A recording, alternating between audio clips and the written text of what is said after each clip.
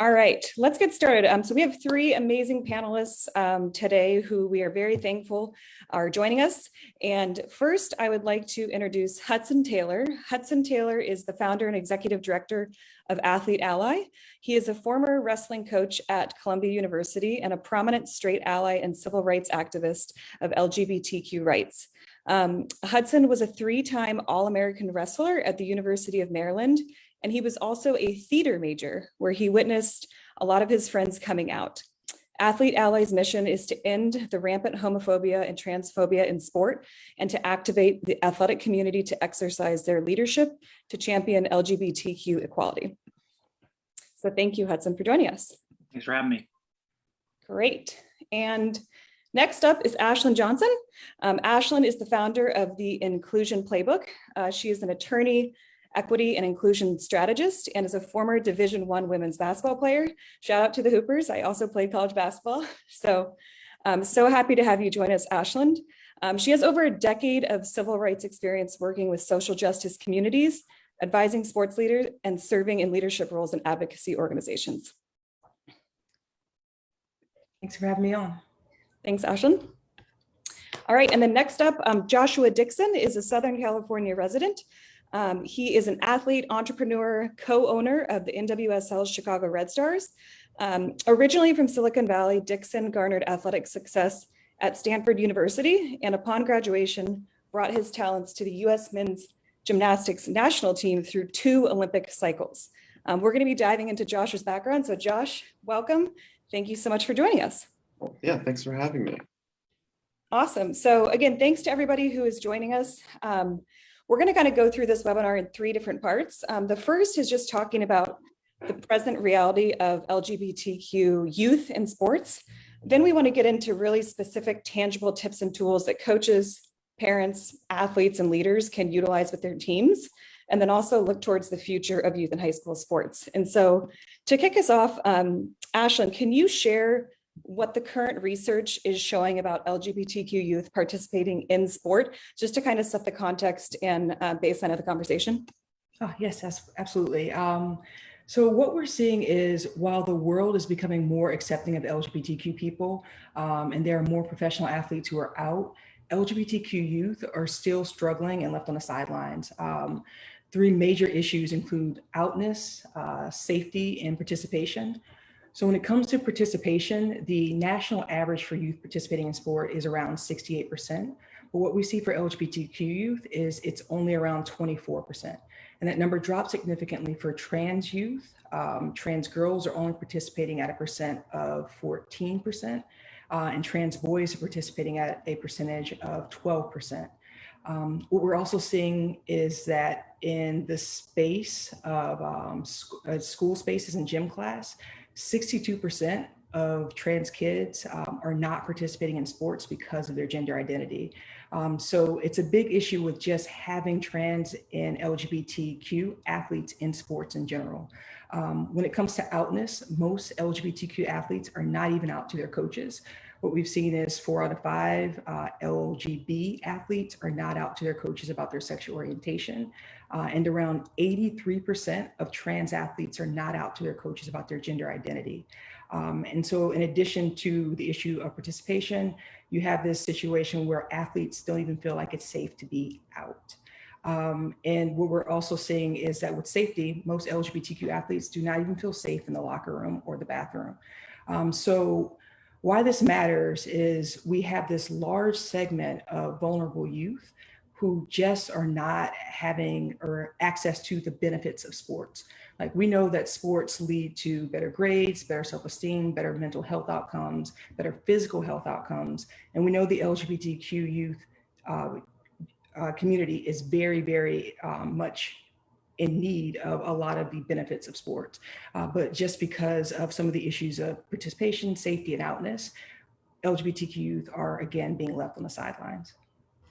Thanks for that, Ashlyn. And obviously at Positive Coaching Alliance, we believe that all kids deserve a positive character building youth sports experience, and making sure that the LGBTQ community has that participation, that they are participating, they feel safe, they feel like they can compete on a team, is so incredibly important. So I think those are some really interesting and sometimes scary statistics. that we have a lot of work and opportunity to do in terms of making, youth and high school sports more inclusive. Hudson or Josh, anything else that you'd want to add in terms of just kind of the current state, what you're hearing? You obviously, live in this space much more closely. And so anything else you would add in terms of kind of the current state? Yeah, I'm happy to jump in. I mean, I'll just maybe speak from my own kind of personal experience for a second. So, I started wrestling when I was 5 years old. And I think like all the other panelists and everybody in the PCA community, sport has been an incredibly important part of our lives. I know for me, it's opened every door for me. It's made me my every friend. It's a huge part of my identity. And I think as Ashlyn so, perfectly pointed out, that same experience, those same opportunities are by and large not being provided to the LGBTQ community. And, I don't think anything needs to be said more than all the stats that Ashton pointed out, other than that it's a choice, right? Like sports culture doesn't define us, we define it. We get to choose how a young person feels on their team. And we can influence that with what words and actions we do or don't take.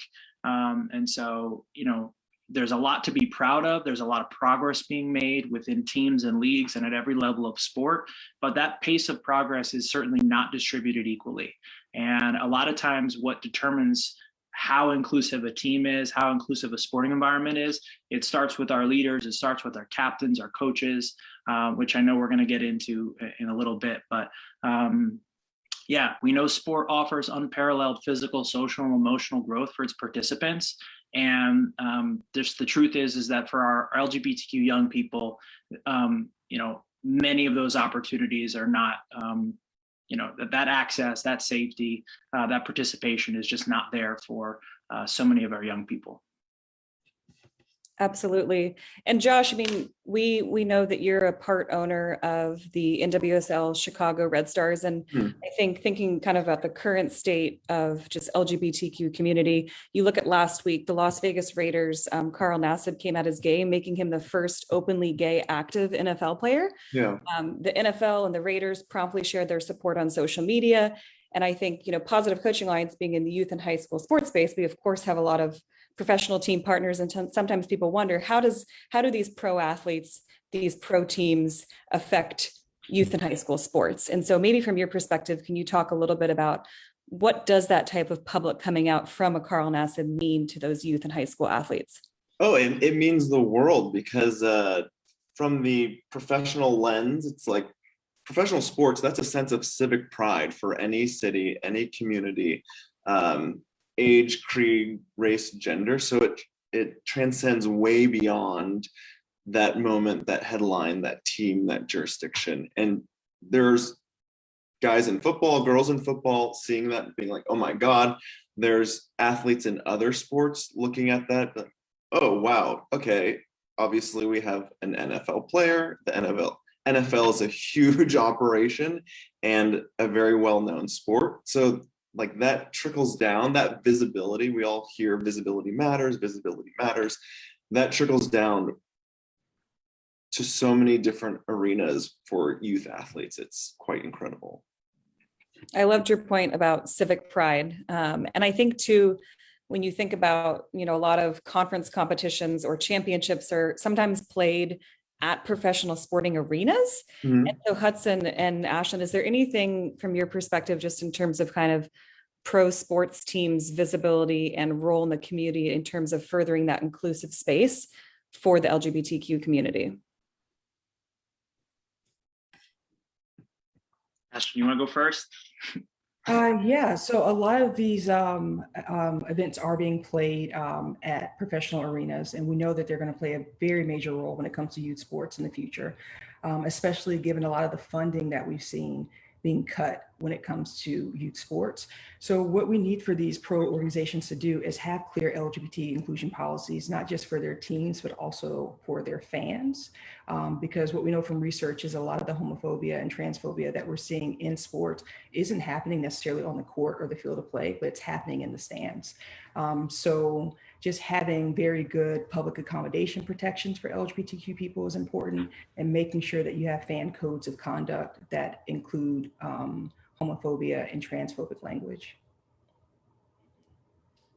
Yeah, I'll say on the professional sports side, it's so important because if we look at the top 50 most viewed television programs in human history, about 49 of those are sporting events.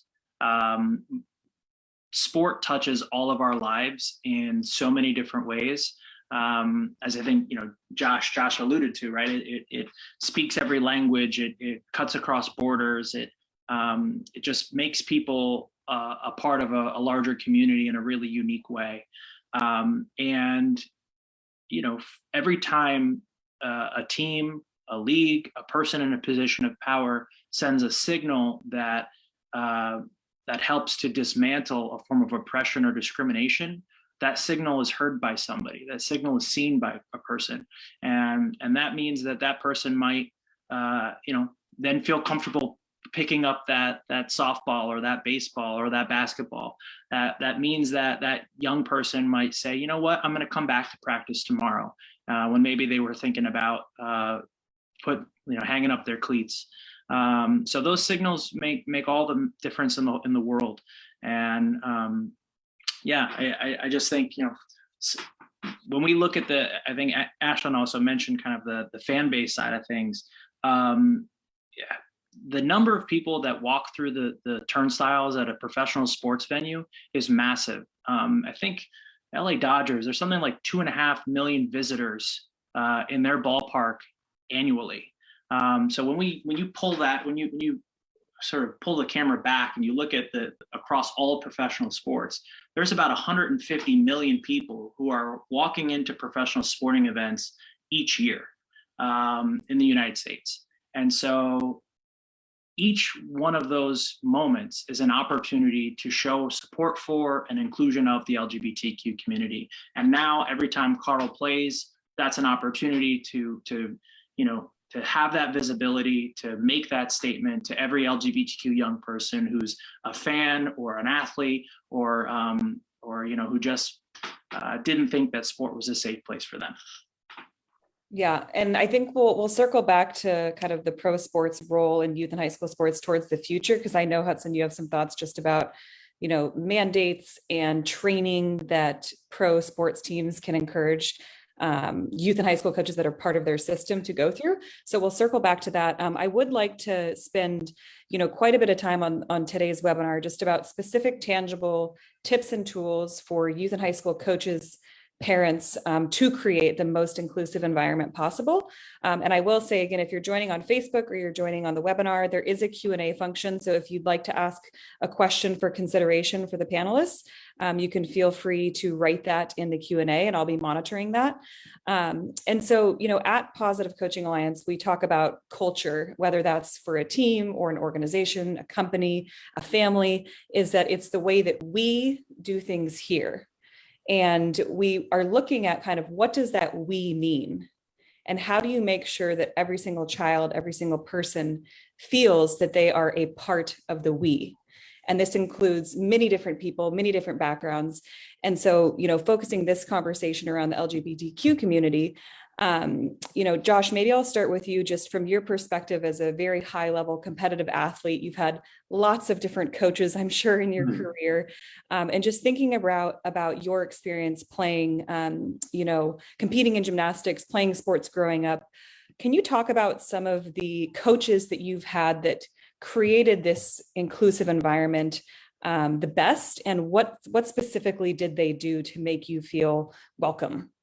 Yeah, I love this question because I've been very fortunate to have tremendous supportive coaching. It was not the yelling at Josh and let's just get the most out of his craft and that's it, which sometimes you need the tough love as a coach.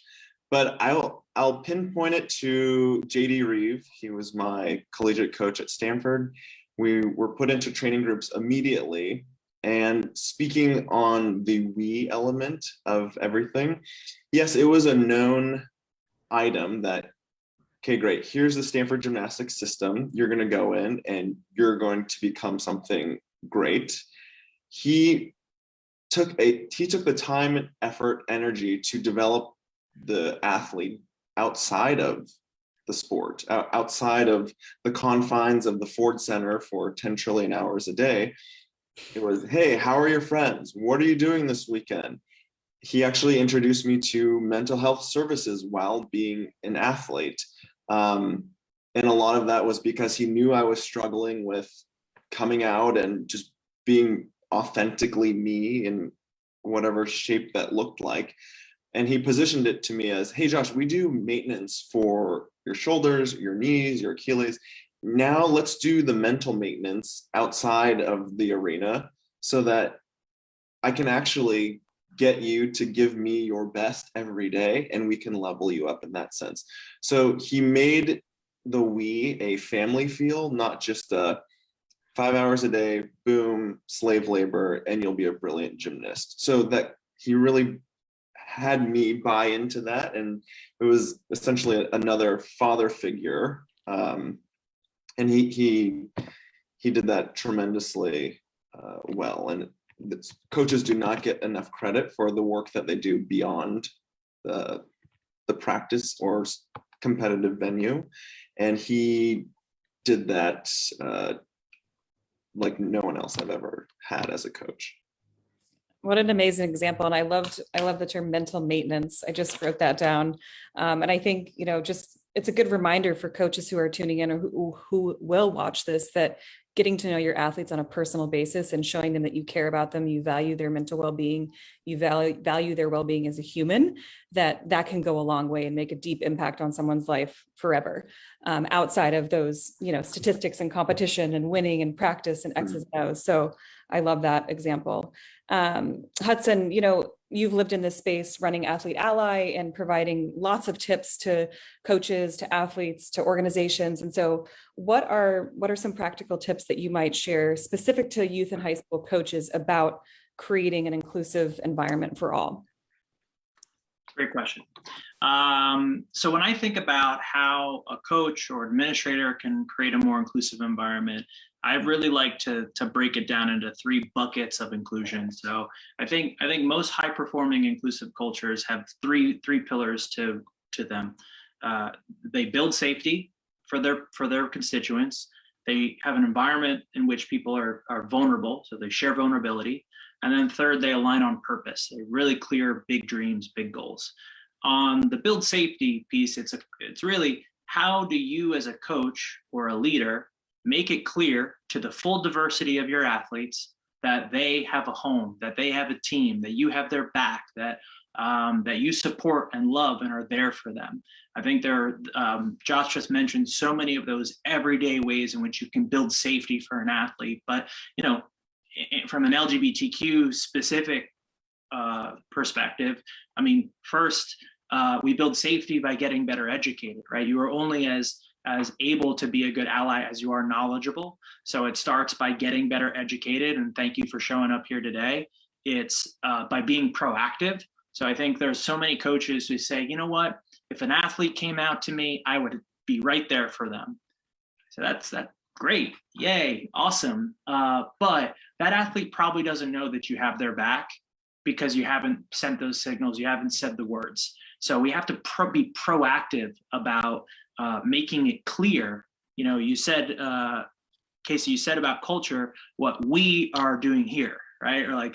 And part of that is that we have to be intentionally, proactively inclusive of the LGBTQ community. So that means that you have to say the words. So number 3 is say the words.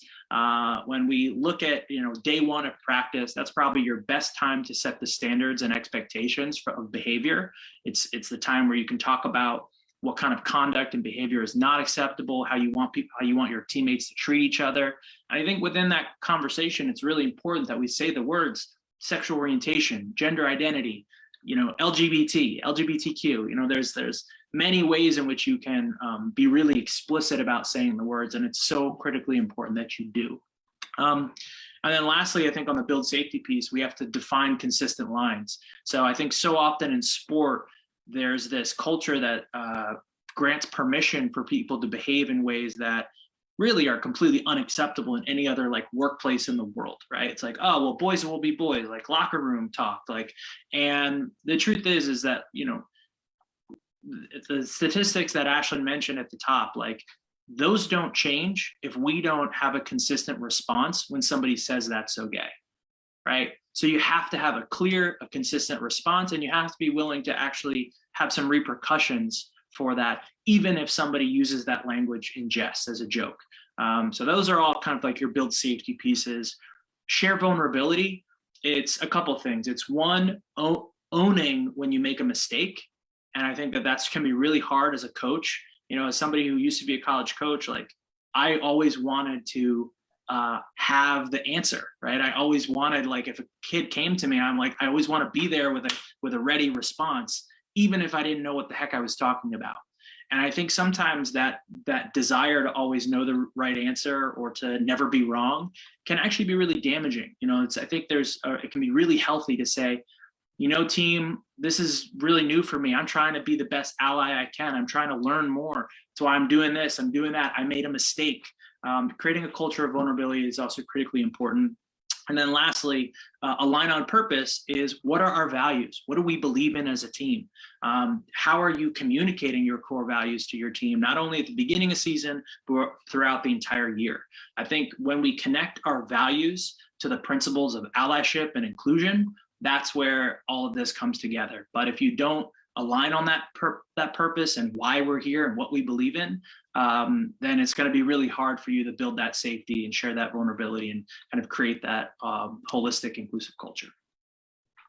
Those are some amazing tangible tools, and we're going to put this in a written form as well so that people will have, you know, be able to have this handy. But I just wanted to call out one thing that you said, that, you know, coaches may say, you know, if a kid comes out to me as gay, like I will fully support them. But if they haven't proactively set the tone of that culture at the beginning of the season or the beginning of the year, that youth athlete might not know that. And being proactive in that language and stating those facts, that it's just so important to create that space. So build safety, share vulnerability, and align on purpose. Great examples. So Ashland, you know, you were an elite athlete, Division I women's basketball player, civil rights lawyer, and your work has focused around changing culture through changing law and policy.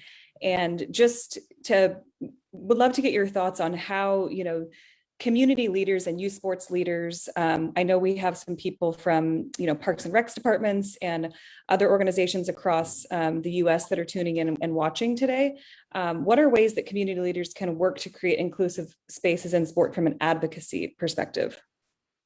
Yeah, Hudson hit on a lot of great things that can happen within the context of a team. But as Josh was also pointing out, is that people bring their whole selves to the team space. And that entails what happens to them in society, especially when that society may not protect them with non-discrimination laws. And so from an advocacy perspective, if you want to make sure your athlete is able to bring their fullest, most authentic self to the sport, you always have to be mindful of what type of policies are happening around you in either locally, citywide, or statewide. So you have to kind of look at legislation. We like to talk about sports as though they're not a political space, but athletes are political beings, just like other human beings. And so they are very much interested in what's going on when it comes to legislation. So what coaches have to do is promote positive legislation that protects LGBTQ athletes, both on and off the field of play, and speak out against negative legislation that's going to hurt those athletes on and off the field of play. Some examples of positive legislation that we've seen at the federal level would be something like the Equality Act. That the Equality Act would protect LGBTQ people in key spaces in sports, such as employment. Like if coaches wanted to come out or players wanted to come out, the Equality Act would protect them. And also would protect athletes in public accommodations and fans in public accommodations. What this means is that we would have a federal law that would prevent discrimination against fans in arenas, that would prevent discrimination against players too in public spaces such as gyms or playing fields. So just promoting something as simple and easy as has such widespread acceptance as the Equality Act is something that coaches should be doing. On state and local levels, they should push for LGBT non-discrimination laws generally as well. And when it comes to combating negative legislation, they really need to be focused on some of these anti-trans bills. What we've seen is there's been an influx of a lot of anti-trans sports bills that would essentially prevent trans athletes from participating in sports. To put this in perspective, last year we only saw 18 states try to pass these bills and only one pass. This year we've already seen more than 33 states try to pass these bills, with 8 coming into law. And what these bills do is they just decrease the amount of participation among LGBTQ athletes, especially trans athletes. And then what research has also shown is that when states have these negative trans laws, participation among all women and girls, cis and trans, goes down significantly. So if you want to do more to protect your athletes, it has to be not just on the field of play, but off the field of play, and it has to do a lot with some of the legislative efforts that we've seen to either protect LGBTQ people or some of the negative efforts and speaking out against those negative efforts, especially that hurt trans athletes. I think that those are a lot of really important things for coaches, leaders to be thinking about. And I think, to Hudson's point, I think it was the first pillar of building safety is being educated on kind of what's happening in your community, and every community is different. And so we can definitely follow up too with more resources where people can go to learn more about how to be involved. And Ashton, it looks like you want to add on something. Yeah, if people want to know right now what specifically they can do, it can be as simple as contacting your legislator and asking them to either promote or support certain legislation. It's as simple as writing a letter to the editor, or even if you're writing an op-ed, that could be helpful too. So those are some tangible steps that people can take. Awesome. Thank you for sharing that, Ashland. I want to shift a little bit to some tools, comments, resources, thoughts directly to parents, youth and high school sports parents. And Josh, I'd love to hear, you speak about your upbringing and how you were adopted into an extremely diverse and welcoming family. And I'd love to hear from your perspective. It seems like your parents are amazing. And what is some advice that you have to other youth sports parents in terms of supporting their athletes in an inclusive way and making sure that they can become the best version of themselves? Yeah, I think it speaks to both what Hudson and Ashland so perfectly pointed out, was the education piece. Starting with like the coaching, we'll start with the coaching angle of like, oh, there's a lot of education that needs to happen outside of the arena. Same thing with parents. It's incumbent upon the adults to really educate so that when they are leaning into supportive or maybe touchy or uncomfortable conversations with their child, like they're armed to be like, hey, you're a student of the game, I'm a student of life, and let me help facilitate the confluence of both of that and be as supportive as possible. My parents in that regard were great. They supported us in doing any and everything. And I think just from the athlete perspective, something that I later in my career was very thankful for is that my parents never pushed us into anything or mandated going to practice. They always mandated, you're going to school first, and then if you're not going to school, good luck trying to get to practice, because that's just not going to happen. So the emphasis of that education piece, and then always just making sure that we were having fun in what we were doing. There's pressures in school and sport, and if there's additional pressure from what's supposed to be a supportive unit, then that's a recipe for a lot of mental and or physical disasters as an athlete. So just making sure that your child, I do not have children, Hudson could speak to this better, but just making sure that there is still fun in whatever your child or athlete is doing, because from experience, I know at a high level of sport, oftentimes it's not, the work is not fun. The sport is amazing, but knowing that there's always someone instilling the fun and education piece is what I'm thankful for my parents. And I think it's something very critical to any developing athlete. And you turned out to be an Olympian, and your parents didn't push you and didn't make you go to practice and do things that you didn't want to do. And look at you, you turned into an Olympian. So I think that's good, good advice, just, letting your youth athletes drive their passion and drive their participation in the sports that they want to participate in and what they enjoy doing, or not sports. I would love to just add on that, Yeah. So I always think of the poet Khalil Gibran and his work, The Prophet. And there's a chapter called On Children. And in it, he talks about the role of the relationship between parent and child. And he says, like, basically the role of the parent is to be like the bow, and for the child is the arrow. And you want to basically draw back that bow and send that arrow as far and in the right direction as possible. But don't try to make your child like you. The child is not like you. The child is it's an arrow. It's not a bow. Your bow, it's an arrow, and don't try to make these things the same.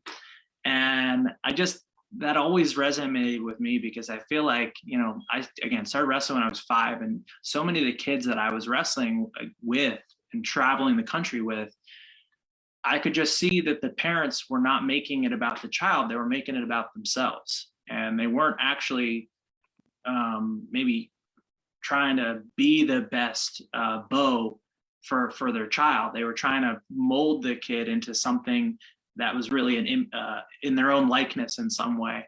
And I think that a lot of those kids that I trained and competed with all growing up, they left sport. They were amazing young athletes, but they it was just really interesting how the relationship with wrestling changed over time, because it wasn't what they wanted. It wasn't, they didn't feel like they had that personal autonomy to choose their path, to find their own passion. And, and I think that that's so critically important, right? Whatever your young people, whatever your child does in life, we want them to be able to maximize their potential. And again, when it comes back to LGBTQ issues, if you're not as educated as you should be, if we're not having these proactive conversations, if you're not, using organic opportunities, like, history was made last week in the NFL. As a parent of a young person, that's a great teachable moment for you to talk to your child and say, hey, did you read this news? What do you think about that? What if that had happened on your team? How would you have responded? If that happened on a team that I was coaching, I would have that athlete's back, and I would think that would be the best thing in the world, right? There's an organic opportunity for you to show that support. So long-winded way of saying, be the bow, make your child's the arrow, try not to make them exactly like you, and just support sending them as far and in the right direction as you possibly can. I love that. And to your point about teachable moment, I think one of the things that makes sports so great is that I think mentioned earlier that, sports touches everyone. It's, highest viewership, and there's an endless procession of teachable moments that happen on a daily basis. And as parents, if you're intentional about seeking out or just thinking about how you might be able to talk about a current event with your youth athlete over dinner and have that as an opportunity to share your values, I think is a great point. So one question that actually we got submitted in advance of the webinar that I'll toss to you, Ashlyn, is just, I think a lot of organizations, especially over the last, year, some organizations, for many, many years, but especially over the last year, are thinking about how they can embrace DEI and take active steps to be more inclusive, more equitable.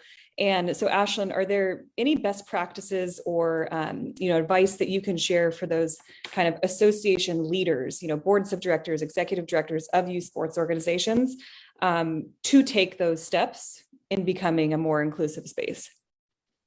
Yes, I always tell organizations first, they should start off with an equity audit. They should see exactly where they stand in terms of DEI by doing a simple audit, because you don't know which goals you should set unless you know exactly where you are. After that, training. In sports, we know that training breeds muscle memory.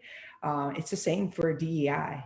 If you have to constantly prepare for these situations, so when they pop up, you know exactly what to do. So make sure that your coaches are trained when it comes to LGBTQ inclusion. And then set your goals. Like once you actually know where you stand, once people have the basic language for how to have these conversations through training, then you can actually set some clear, tangible, measurable goals. So the next year, you know that you're moving forward, or you'll know if you're standing still. That's start with an equity audit. I love that. Step one, start with an equity audit. And then one question that we got in the Q&A from the webinar from Alex, he or she was asking, what can coaches do to convince head coaches, board members, and parents that being aware of local laws is important? People are so quick to say that we should keep it off the field because they don't want to upset folks with certain beliefs. But in terms of, like a human perspective and just being educated on what are policies, what are bills that are happening in local communities, is there anything you can share to kind of address Alex's question about why is it important just to be aware of what's happening? One, from the human perspective, again, because what's happening when it comes to laws and legislation, it's impacting your athletes.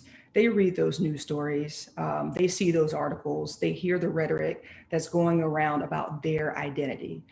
So it is important from a human perspective to actually address these issues. From a legal perspective, they should realize that some of these laws actually give them legal responsibilities and obligations to protect LGBTQ athletes. So that's a good leverage point for some locations that, especially if they have LGBTQ protections already on the books, they should know what those protections and legal responsibilities are, because they actually then have to be proactive in that space in order to avoid any type of potential litigation. So those are some of the conversations that we'll have to have with organizations, that if the human perspective isn't enough to push their organization forward, then we tell them that they should also look at the leverage point of the legal obligations as well. Good advice. Any Hudson, Josh, anything you want to add there? No worries if not, but okay. So thinking about, to the parent or coach who might be watching or will watch this in the future, who says, I'm afraid to say the wrong thing. I don't know how to start. I don't know what to say. What would be your advice to that, coach, parent, adult who doesn't quite know where to start and is afraid to say the wrong thing in terms of creating an inclusive environment? Hudson, maybe I'll. Yeah. Happy to jump in. I think my basic rule of thumb, I think for anybody who has that anxiety or uneasiness, is if we say what we're for instead of what we're against, we'll always be just fine. And so what are we for? And by that, I mean, what do you want for the experience of your athletes? What do you believe in? I believe that every athlete should have a wonderfully positive experience. I believe every athlete should be safe on my team. If you just start to think about those principles that you believe in about sport, I think it then becomes very easy to say, and that also includes LGBTQ athletes, right? So I think that's, for me, what I always think about. Yeah, and then I would also say, this is also why core values are critically important. If you're still have that anxiety about having maybe a difficult dialogue, if you have stated principles of, our core values are respect and accountability. Okay. Well, I'm sorry, but the use of a homophobic slur is not respectful, and our athletes have to be accountable for their behavior. These are our core values. So basically why we're talking about this, if you again define those core values at the outset, I think it'll make any subsequent follow-up conversation a lot easier, because you can always just go back to those values as the sort of foundation of why a decision was made. I love that. State what you're for, not what you're against. Be proactive. Josh. I love the core values piece, because it, as the parent or coach or administrator, or as the not athlete in that situation, it actually makes you introspect, hey, I'm asking this athlete to do a whole bunch of stuff that they have no idea what they're getting into. So it's as the leader or role model, why would you not introspect and do that yourself of LGBTQ knowledge, information, policy work? Because you have this group or individual coming into an unknown every day. And in sports, what I love about it is you're going to fail every day, as you should, because you just have to start by starting, just go. So it's the values piece of, okay, where are we on this? What am I asking them to do? And am I not practicing it myself? Some introspective, value-based audit. Yes, I think that's a great piece of advice. Thinking about, different perspectives, we chatted about this a little bit on kind of our pre-call with the panelists, but, thinking about, sometimes PCA, others, having conversations about inclusivity and equity. Sometimes we will hear the perspective of, why do we have to focus on sexual orientation? Why do we have to call out the LGBTQ community? I treat all of my athletes as, as one. We are one team. Sometimes you'll hear, I don't see color. Why do we have to call out specific groups rather than just being unified as one team? And so I would love to hear each of your perspectives on kind of what's the dialogue there? What is your perspective in response to that perspective of, we're one team? And feel free, someone can volunteer to start. Yeah. Go ahead, Ashley. I think the concept of being one team is great as a concept. And what I say to people who make those comments like, I don't see color, why do we have to talk about sexual orientation? It's like, we're giving you the information to let you know that there are people on your team and in your community that are not having access to sports or having the worst experience possible playing your sport because of their sexual orientation or gender identity. Like, that's the important piece here, is how do you make it safe for those athletes to participate, and just kind of reframe that conversation as not as you're being divisive, but no, this is a way to make that one team an actual reality and not just a concept. Yeah. What immediately comes to mind is a quote I heard. You can't be neutral on a moving train. And I think to Ashlyn's point, like, the culture of sport is still by and large not inclusive or supportive of the LGBTQ community. We just heard, again, those participation rates are for LGBTQ athletes are far less than their heterosexual cisgender counterparts. LGBTQ youth drop out of sports at twice the rate of their heterosexual cisgender peers, right? So the why is, if we believe authentically and wholeheartedly that sport is an asset, that it's a good thing, that we want it for our young people, that it gives you physical literacy and confidence, and it teaches you these important things, then I think we have to own the fact that whatever we're doing today is failing our LGBTQ young people. We are not creating an environment in which they feel comfortable participating at the same rates as their peers. They don't feel comfortable staying in sports as long as their heterosexual cisgender peers. And, it's up to us to change that. And it doesn't change by saying, all for one and one for all, we're all in this together. It changes by saying, I support every gay, lesbian, bisexual, transgender child on this team. There's no place for homophobic or transphobic or sexist behavior on this team. It comes by getting better educated and being proactive and being consistent.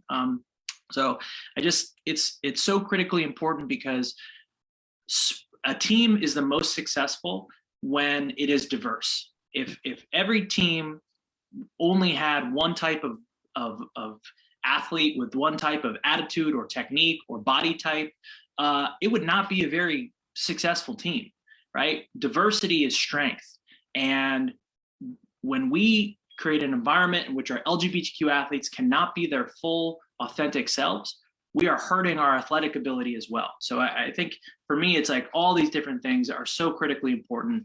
And yeah, it's also like really easy to just try to set a standard of respect. And in a lot of ways, we still fail that test. So yeah. Thank you, Hudson. Josh. Oh, I mean, Ashlyn and Hudson said it perfectly. There's nothing more to add. It's sport, you're always the pursuit of perfection. It's like, yeah, the one team, but okay, great. You guys won, but it could be better. Like you're always like, how can we make it better? How can we make it better? You're always tweaking. So yeah, one team is a great concept, and it's like, how do we specifically make sure that that's a reality? I think it's a great takeaway. One question from somebody who's tuning into the webinar from a parent perspective. We talked about this a little bit, but as a parent of a young person who is an athlete and has recently come out, how do I help my child who is both African American and claiming to be different? So any advice to this parent who is watching, whose young person recently came out, in terms of supporting them through that process?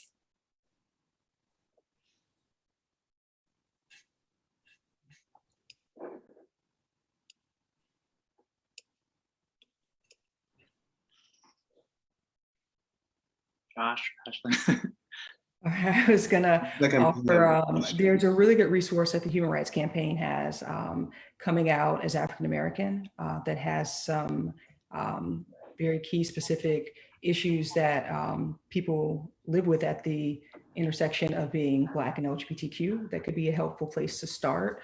And then also PFLAG is a very good organization, and it stands for Parents of Lesbians and Gays. It's a name that probably needs a little bit of updating, but it has a really good resources and local chapters for parents who are dealing with children who are just coming out.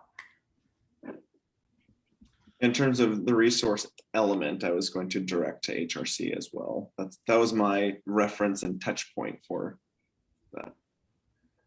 Perfect. I know there's a couple questions in the chat about trans inclusion in sport, and I would love to just talk about that real quick, because, you know, I think, as again, you heard it in kind of the first section of our talk, like we're seeing more anti-LGBTQ legislation introduced than at any other time in our nation's history. And a significant subsection of those bills are targeting trans youth participation in sport.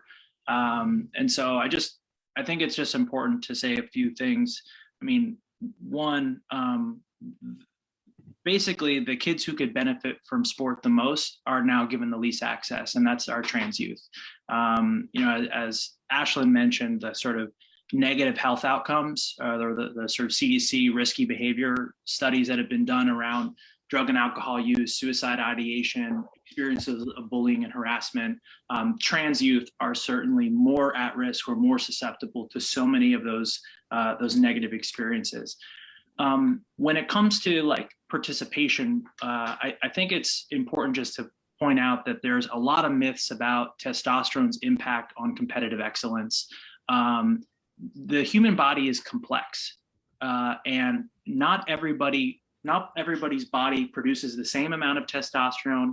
Not everybody's body has the same androgen sensitivities, right? So for instance, that's why a person might have a lot of body hair but no muscles, or a lot of muscles but no body hair. The way in which the human body responds to testosterone is different from person to person to person. Also, all sports are not the same. So, you know, I have a great body for wrestling. I make a pretty horrible runner. I have slow legs, and so the point that I make is what makes an athlete exceptional in one sport might make them not exceptional in another. So then when we look at, I guess, trans athlete participation, I think that what we're seeing is a shift of what we are calling elite sports to a younger and younger demographic, right? Basically, you're you know, at a certain point, sport should be about participation. It should be about everything that we've been talking over the last hour about. And you know, it's funny, these policies are always done under the auspices of fairness and safety for women and girls in sport. And I want to make it really clear that if we were actually being genuine about supporting women and girls in sport, we would be having more scholarships, more women in leadership positions. There are so many ways in which women and girls are underfunded, under-resourced, and underrepresented throughout all of athletics. And targeting trans girls in sports is not the way to create equity. It's not the way that any problems are solved. It only furthers a history of policing of women's bodies. Because once these bills are passed, if you have a young daughter and the opposing team thinks that she looks too masculine, her hair is cut too short, her gender can be questioned. So it's a very slippery slope that polices the bodies of women and girls in really problematic ways, when all we should be talking about is letting kids be on a team and find that solidarity, have that teamwork. So I want to say it because I think, a lot of people don't think they know somebody who's trans. So it's very easy to not get educated, to not talk about it. And that silence is causing trans kids to be denied access to sport in unprecedented numbers across the country. And I think we owe it to our trans youth to stand up and defend and protect their ability to access sport. Thank you for sharing that, Hudson. And I think you made a great point about, the youth that can benefit the most from participating in sport are being denied access potentially in some places around the country. So Ashlyn, Josh, any other perspective or thoughts that you'd like to add to the transgender youth participation in sport? That was perfect. Great. So with the 5 minutes we have left, I want to make sure, just kind of thinking about looking ahead to the future and specific actions that sports leaders can take in terms of seeing the change that we want to see to, again, make sure that every child feels a part of the we and is included in participation in youth and high school sports. What changes do you hope to see in the next 5 years? And what specific actions can sports leaders do to help us get there? And Josh, maybe I'll start with you. Ooh, I'll start with the policy piece, since that's the biggest. It's not my forte. Ashlyn is clearly the policy wonk here, but having the education piece around policy and then having that known, advocated for or against at the highest level of sports transcends to collegiate sports and then youth sports, and the education piece around all things LGBTQ plus as it pertains to life and the magnifying glass that is sport. I think that's huge. So I would love to see coaches, executives lean into that. It's very educationally intensive element of policy. Great. Ashland?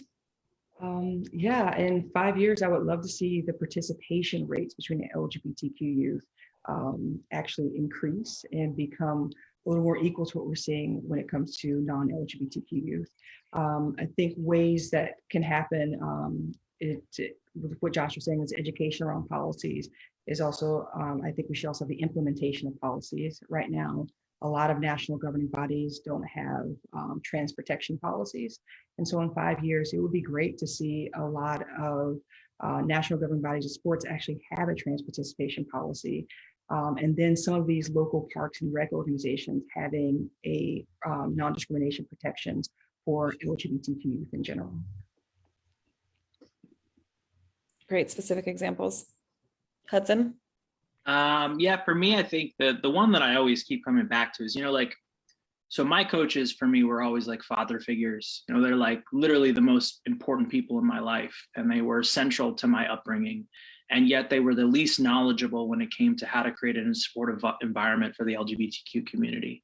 And, I've had the opportunity to work alongside Ashlyn and Josh in so many different trainings and conversations. And, I'd say for me, at least, I like 9 times out of 10, when I get to talk to a room of coaches, it's the very first time there's been programming on LGBTQ respect and inclusion.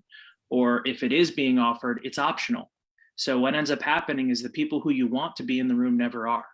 So, it's amazing for people to be here today, but I have a slight suspicion that you're already supportive and doing a lot of really the best practices that we've been talking about today. So in 5 years, I'd like to figure out how do we reach those people who aren't a part of this conversation, who aren't participating in these webinars. And I think that only happens when we start to mandate that there is a certain level of cultural competency that coaches must achieve in order to be given that whistle and that clipboard to play that role in a young person's life.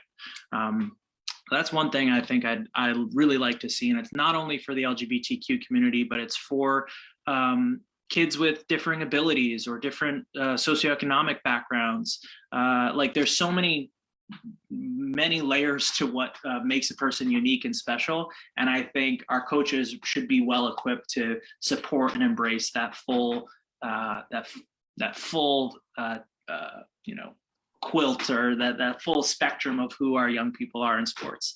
The other thing I would just say is I think we owe it to our young people to also be more intentional about how we create or how do we support our non-binary athletes. A lot of the choices that we make in language, in uniform, and how we interact with our athletes are pretty gendered in ways that they don't necessarily need to be. So I hope in 5 years we see more space being created for our non-binary athletes. I think the ways in which skirts are part of uniforms are still pretty arbitrarily gendered. I think there's dress codes on teams. There's just ways in which we could be creating more intentional space for kids who exist in the broad spectrum of the LGBTQ community. And I think that would do a lot of good for sport as a whole. Thank you. Well, I am going to put in the chat to everybody, all the attendees, just some links to the resources and organizations that Hudson, Ashland, and Josh, where you can go to learn more information. And I think, continuing the conversation, having those conversations in your individual communities. PCA is always looking for feedback. We're happy to answer any questions that you might have coming out of this webinar. And so there's an email address in there if you'd like to email us any questions or feedback. And I think just, continuing this conversation, and Hudson, Ashland, Josh, you live and breathe this, every day. And I know that you get asked to serve on a lot of panels and share your expertise and your perspective. And so I just want to say thank you and appreciate you taking the time for Positive Coaching Alliance to further the conversation, welcome people into the dialogue, and continue to think about how we can create the most inclusive environment possible so that everyone feels a part of the we, and everyone can benefit from all the amazing things that sports provides to offer. So thank you again for joining us. I encourage everyone who has joined us today, follow Hudson, Ashland, Joss on social media, go to their website. And again, if you have specific questions, feedback, feel free to reach out to PCA. And thank you again. And we look forward to doing this again soon and sharing the recording out so more eyeballs can get on this. Thanks for having us. Great. Thanks, everybody.